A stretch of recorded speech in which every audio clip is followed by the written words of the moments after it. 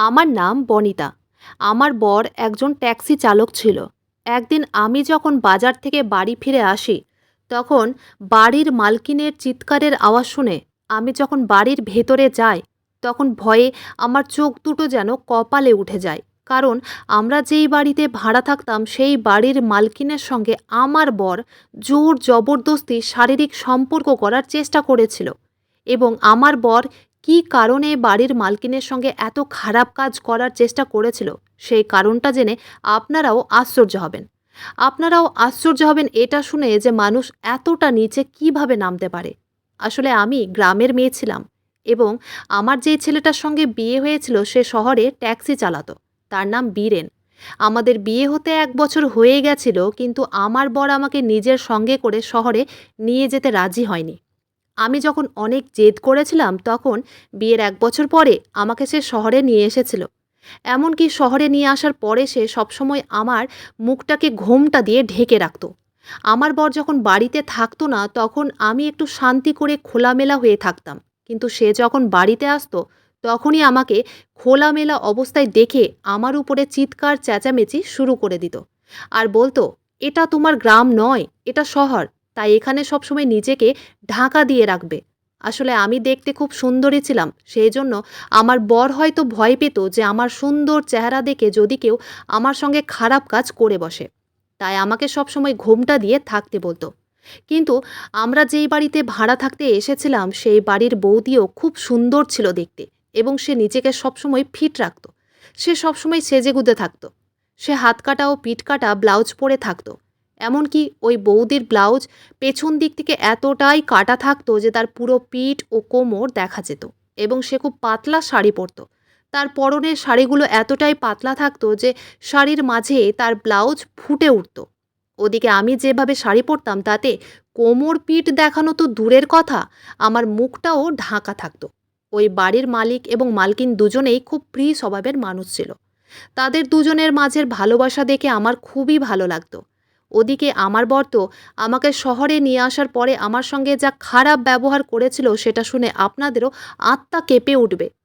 একদিন বাড়ির মালিক যখন আমাদের বাড়িতে এসেছিল বরের সঙ্গে বাড়ির ব্যাপারে কিছু কথা বলার জন্য, ওই সময় আমার বর রুটি খাচ্ছিল আর আমি রান্নাঘরে ছিলাম।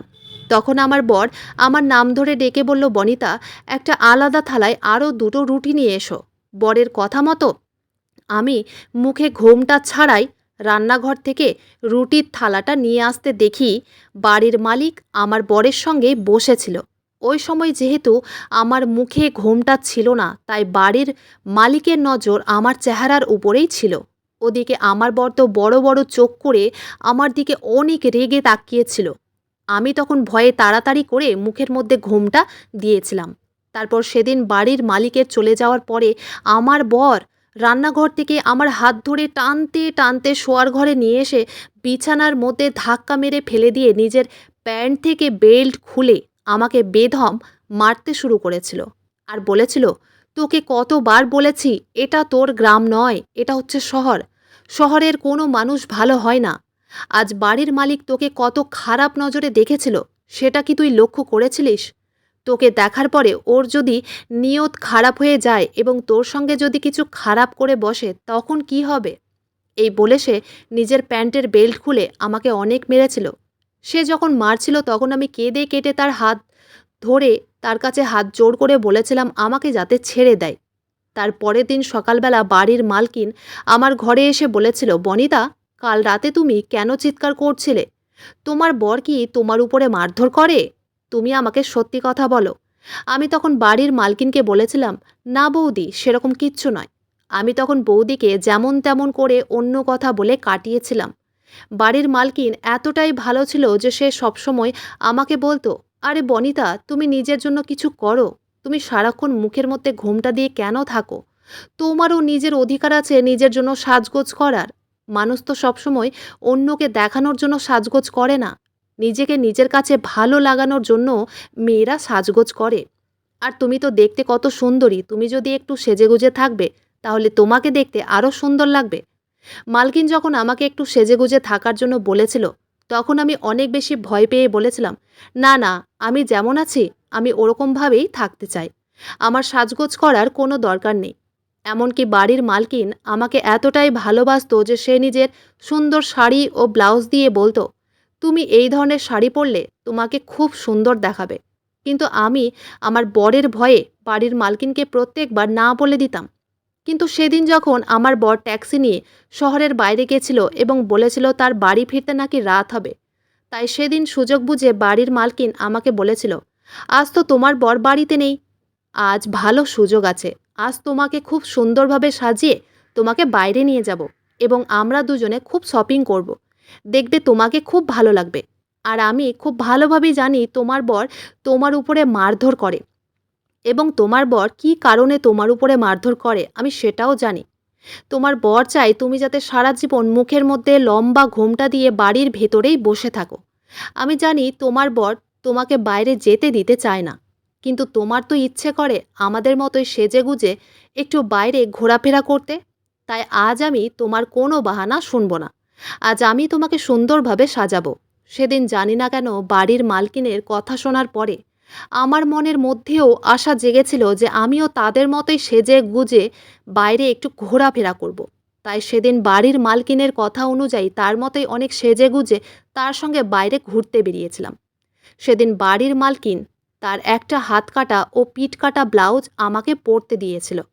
যেই ব্লাউজটা পরার পরে কিন্তু আমার পুরো হাত এবং পিঠ দেখা যাচ্ছিল, কিন্তু ওই শাড়িটা পরার পরে আমাকে দেখতে ভীষণ সুন্দর লাগছিল। তারপর সেদিন মালকিনের সঙ্গে অনেক সেজেগুজে ঘুরতে বেরিয়েছিলাম। কিন্তু আমরা যখন বাড়ি ফিরে আসি, ওই সময় তো বাড়ির সামনে এসে আমার পায়ের তলা থেকে যেন মাটিটাই সরে যায়। কারণ আমার বর তো বাড়ির দরজার সামনেই দাঁড়িয়েছিল এবং জানি না সে কাকে ফোন করে জিজ্ঞেস করছিল যে আমার বউ কি আপনাদের বাড়িতে এসেছে। তখনই বুঝতে পেরে গেছিলাম যে আমার বর তো বাড়িতে এসে যখন আমাকে দেখতে পায়নি, তখন সে ফোন করে আশেপাশের লোককে জিজ্ঞেস করেছিল যে আমি কি তাদের বাড়িতে আছি। আসলে সেদিন আমার বরের তো রাতে বাড়ি ফেরার কথা ছিল, কিন্তু তার গাড়িতে যেহেতু কিছু প্রবলেম থাকার জন্য সে মাঝ রাস্তাতেই গাড়িটা মেকানিকের কাছে রেখে দিয়ে আবার বাড়ি ফিরে চলে এসেছিল। তারপর হঠাৎ করে বরকে বাড়ির সামনে দেখে অনেক বেশি ভয় পেয়ে বাড়ির মালকিনকে মানে বৌদিকে বলেছিলাম, বৌদি তুমি একটা কিছু করো, যদি আমার বর আমাকে এই অবস্থায় দেখে ফেলে তাহলে সে আমাকে জ্যান্ত খেয়ে নেবে। তখন বৌদি একটা প্ল্যান করেছিল।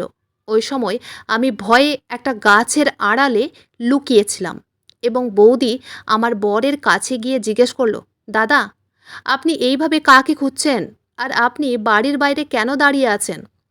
তখন আমার বর বলেছিল, বনিতা বাড়িতে নেই এবং সে নিজের ফোনটাও রেখে গেছে, জানি না সে কোথায় গেছে।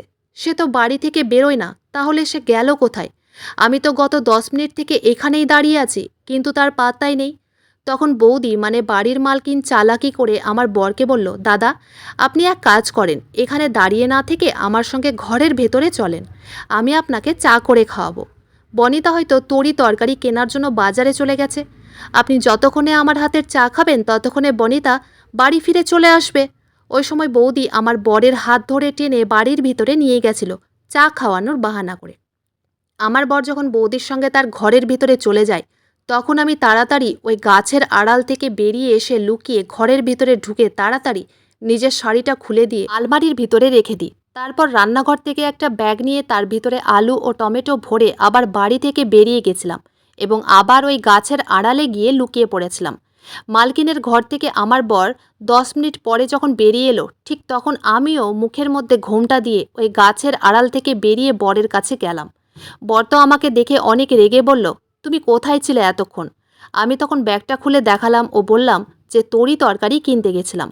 আমি যখন বরকে প্রথমে বলেছিলাম যে তরি তরকারি কিনতে বাইরে গেছিলাম, তখন বর বাড়ির মালকিনের সামনে অনেক রেগে আমাকে বলেছিল, তরি তরকারি কিনতে 1 ঘন্টা সময় লাগে নাকি? মিথ্যে কথা বলার জায়গা পাও না, সত্যি করে বলো তুমি কোথায় গেছিলে? আমি তখন ভয়ে বরকে মিথ্যে করে আবার বলেছিলাম যে দর্জিকে আমার একটা জামা সেলাই করতে দিতে গেছিলাম, যার জন্য বাড়ি ফিরে আসতে এত দেরি হয়েছে। আমার বর তো সেদিন বুঝতেই পারেনি যে আমি ও বৌদি তাকে মিথ্যে কথা বলেছিলাম।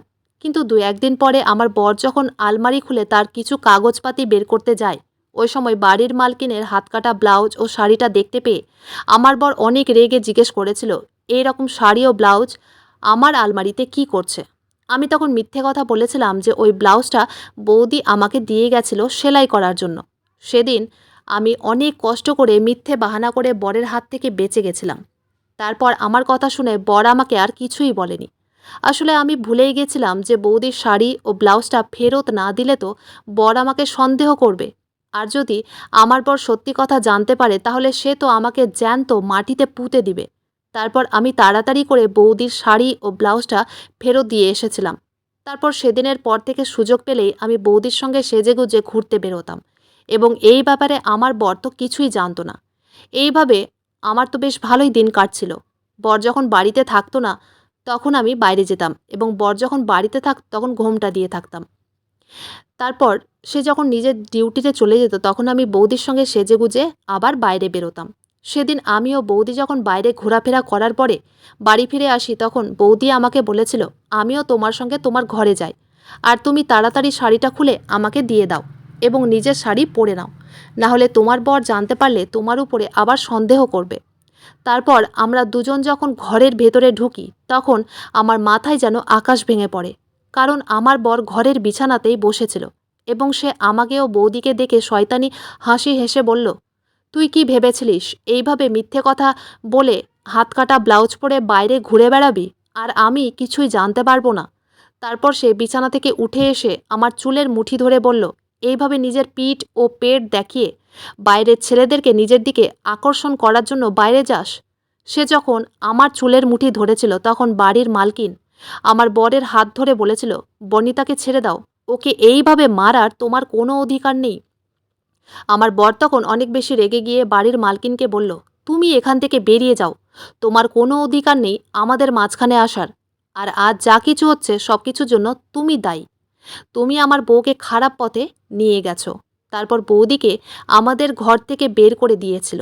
তারপর দরজা লাগিয়ে আমাকে অনেক মেরেছিল। আমার গলা টিপে গলাতে দাগ করে দিয়েছিল। তারপর আমাকে মারার পরে বাড়ির মালকিনের ঘরে ঢুকে বাড়ির মালকিনের গলা টিপে বলেছিল, তোমার সাহস কী করে হলো আমার বউকে নিজের মতো বেয়াড়া এবং নির্লজ্জ করার? তোমাদের তো লজ্জা শরম কিচ্ছু নেই।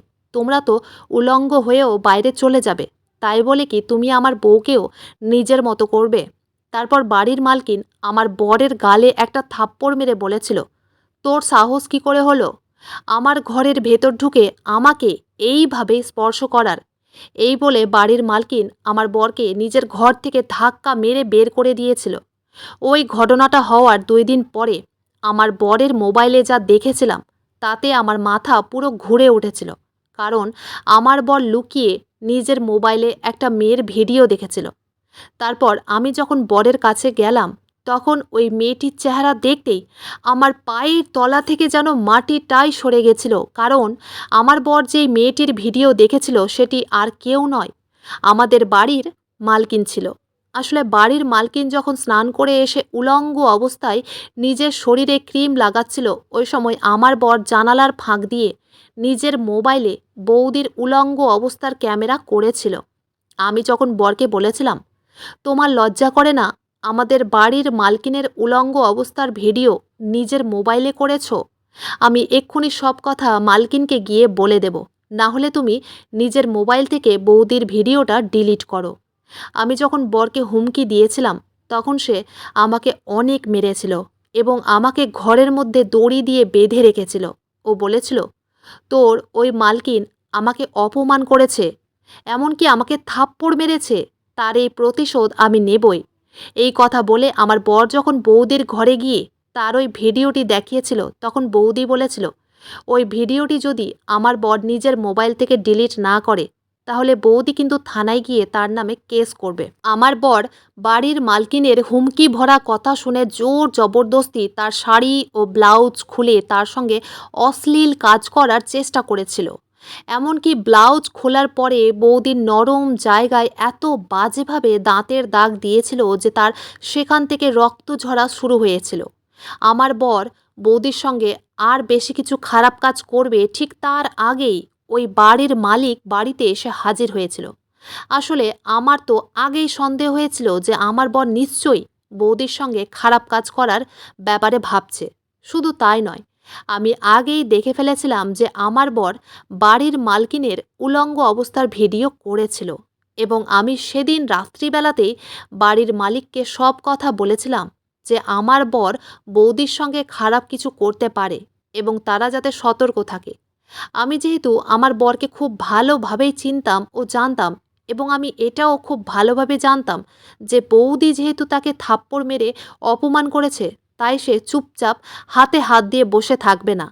আমার কথা শোনার পরে সেদিন বাড়ির মালিক বাড়ির আশেপাশেই ছিল। তারপর বাড়ির মালকিন যখন আমার বরের অত্যাচার সহ্য করতে না পেরে চিৎকার চেঁচামেচি ও ধস্তাধস্তি শুরু করেছিল, ওই সময় বাড়ির মালিক ঘরের ভেতরে ঢুকে আমার বরকে অনেক মেরেছিল ও বলেছিল, তুই অনেক নিচু মনের মানুষ। আমি তো স্বপ্নেও ভাবতে পারিনি যে তুই আমার বউকে ছোঁয়ার সাহস করবি।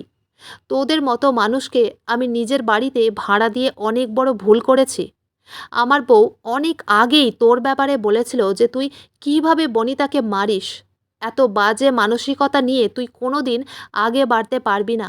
আর তোর মতো মানুষের জন্য মেয়েরা নিজেদেরকে সুরক্ষিত বলে মনেই করে না। তুই যে মেয়েদের ব্যাপারে বলিস যে মেয়েরা ছোট ছোট জামা কাপড় পরে বাইরে ঘুরে বেড়ায় শুধুমাত্র ছেলেদেরকে নিজেদের দিকে আকর্ষিত করার জন্য, এটা কিন্তু সম্পূর্ণ ভুল কথা। অনেক ক্ষেত্রে মেয়েরা নিজেদেরকে ভালো লাগানোর জন্য সুন্দর জামা কাপড় পরে। তাই বলে এই নয় যে ছোট জামা কাপড় পরলে প্রত্যেকটা মেয়ে খারাপ হয়। কিছু খারাপ হয় এবং কিছু ভালো মেয়েও থাকে। আমার বর তো জানতই না যে আমি আগে থেকে সব কিছু বাড়ির মালিককে বলে রেখেছিলাম। তারপর বাড়ির মালিক যখন তাকে পুলিশের হাতে দেওয়ার হুমকি দিয়েছিল, তখন আমার বর বাড়ির মালিক ও মালকিনের পা ধরে ক্ষমা চেয়েছিল। এমনকি বাড়ির মালকিন যখন বলেছিল যে একে পুলিশের হাতে দিতেই হবে, এই রাক্ষসটাকে আমি কোনো দিন ক্ষমা করতে পারবো না, তখন আমার বর আমার পা ধরে বলেছিল, বনিতা, তোমার তো মালকিনের সঙ্গে ভালো সম্পর্ক রয়েছে। তুমি মালকিনকে বলো সে যাতে আমাকে ক্ষমা করে দেয় এবং আমি কালকের মধ্যেই এই বাড়ি ছেড়ে গ্রামের বাড়ি চলে যাব। আমি অনেক বড় ভুল করে ফেলেছি। এই ভুল আর হবে না। আমিও তখন বাধ্য হয়ে আমার বরকে ক্ষমা করেছিলাম এবং মালকিনের কাছে হাত জোড় করে বলেছিলাম যে সে যাতে আমার বরকে একবার ক্ষমা করে দেয়। ইচ্ছে তো আমারও ছিল যে বরকে পুলিশের হাতে ধরিয়ে দেব, কিন্তু আমিও যেহেতু অসহায় ছিলাম তাই আমারও কিচ্ছু করার ছিল না। তাই বাধ্য হয়ে বরকে ক্ষমা করতেই হয়েছিল। ওই সময় বাড়ির মালকিন আমাকে বলেছিল, বনিতা, তুমি এই রাক্ষসটার জন্য আমার কাছে ক্ষমা চাইছো, যে রাক্ষসটা তোমাকে সামান্য কারণের জন্য মারধর করে, যে তোমার কাছ থেকে তোমার সমস্ত স্বাধীনতা কেড়ে নিয়েছে, যে তোমাকে নিজের মনের মতো থাকতে দেয় না, তুমি তার জন্য ক্ষমা চাইছো? তুমি এরকম মানুষের সঙ্গে কি চিরকাল থাকতে পারবে?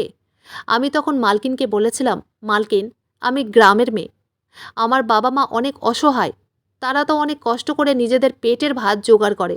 তাই আমি যদি আমার বরকে পুলিশের হাতে দিয়ে দিই, তাহলে আমার কি করে চলবে?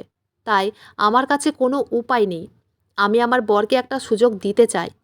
এরপরেও সে যদি আমার সঙ্গে এত খারাপ ব্যবহার করে, তাহলে আমি তাকে ছাড়তে একবারও ভাবব না। তারপর মালকিন আমাকে বলেছিল, তোমার যদি কোনো অসুবিধে হয় তাহলে অবশ্যই আমাকে ফোন করে জানাবে। আমি তোমার সাহায্য করব। তার পরের দিন সকালবেলা মালকিনের বাড়ি ছেড়ে দিয়ে আমি বরের সঙ্গে গ্রামের বাড়ি যাওয়ার জন্য রওনা দিয়েছিলাম। গ্রামের বাড়ি আসার পরে আমার বরের স্বভাবে অনেকটাই পরিবর্তন এসেছিল এবং গ্রামের বাড়ি আসার পরে আমি কিন্তু মালকিনের সঙ্গে যোগাযোগ রেখেছিলাম আর মালকিনের সঙ্গে রোজ ফোনে কথাও বলতাম। আমার বর আগের চাইতে নিজেকে অনেক পরিবর্তন করেছে। গ্রামে আসার পরে সে আমাকে কোথাও ঘুরতে নিয়ে গেলে আমার মুখের মধ্যে আর লম্বা ঘোমটা দিত না। এখন আমি বরের সঙ্গে মোটামুটি ভালোই আছি। শহর থেকে গ্রামে ফিরে আসার পরে সে এখন পর্যন্ত আমার গায়ে হাত তোলেনি। তবে সে যদি ভবিষ্যতে কোনো দিনও আমার গায়ে হাত তোলে, তাহলে আমি কিন্তু তাকে ছেড়ে অবশ্যই বাবা মায়ের কাছে ফিরে যাব। বন্ধুরা, আজকের গল্পটি এখানেই শেষ করছি। গল্পতে কোনো ভুল ত্রুটি থাকলে ক্ষমা করে দেবেন। গল্পটি ভালো লাগলে অবশ্যই লাইক, শেয়ার, সাবস্ক্রাইব করতে ভুলবেন না। ধন্যবাদ।